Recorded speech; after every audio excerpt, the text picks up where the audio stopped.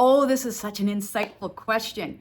For this one, I'd invite you to revisit right action, the sixth principle in my book, Via Wonderment.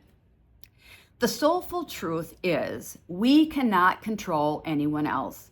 Trying to do so is like trying to steer a car you're not driving. It simply doesn't work. One concept that helped me deeply with this is from Esther Hicks of Abraham Hicks called lovingly detached. It's a way of being and relating to others, especially those closest to us, where we remain caring and connected, yet release the need to control their choices. With the most loving intentions, we accept that we cannot control another person's thoughts, actions, or behaviors, and they cannot control ours. This idea appears in many spiritual and philosophical traditions. Stoicism, Buddhism, and some others touch upon this. So if it resonates with you, I invite you to explore it further. When we stay lovingly engaged, yet grounded in our own boundaries, we protect our energy and uphold personal responsibility, because then we are solely responsible for our life choices, and it requires everyone around us to do the same. By focusing inward on our own thoughts and actions and behaviors, we give everyone else permission to live their own right action. It's an evolved concept, detaching from outcomes by turning inward toward introspection, discovering what's truly important to you, and living according to your values, ethics, and truths. This is especially important in relationships. And I can be honest, I learned it the hard way. What I did in my first marriage, I did not repeat in my second. Here's the problem so often. We absorb our partner's personality, responsibilities, or emotions because we are told that in love, we're supposed to become one. But that's a recipe for frustration and resentment on both parts. Remember this, it's their job to manage their life. Don't carry their water. Their challenges and lessons and growth belong to them. You can be a witness, a cheerleader, a soulful companion on their journey, but keep your energy focused on yourself. Now, this idea, of course, is tempered when it comes to parenting.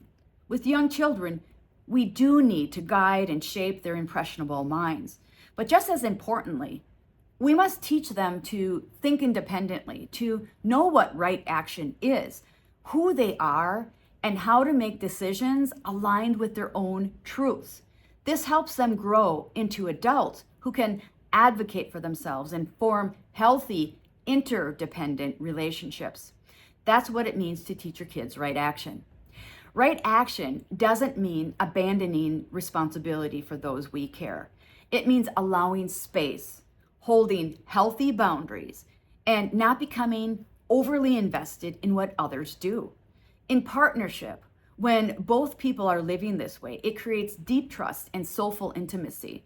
Each person feels seen for who they truly are, free to grow and evolve and expand. Remember, your partner deserves the same trust and confidence that you desire.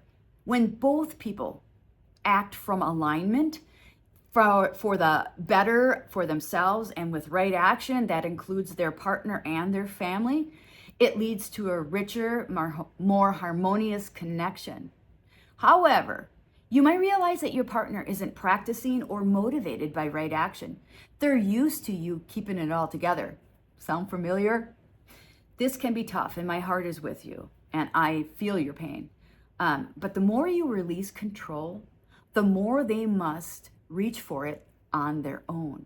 And conversely, practicing right action might bring up buried fears and old patterns, especially if you grew up in a home where control was the only sense of safety that you had. These are challenges that I encourage you to work with a trusted therapist.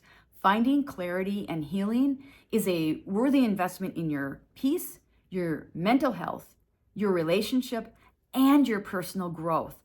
Think of it this way. If you had a broken arm, you'd go see a doctor. Emotional healing deserves the same care.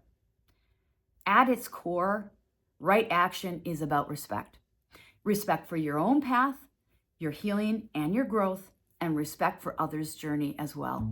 If you appreciate this video, please give it a like, drop me a comment, and subscribe to my channel. Join my community of the soulful, the inspired, and the ambitious, looking to live bigger, bolder, with more meaning and purpose.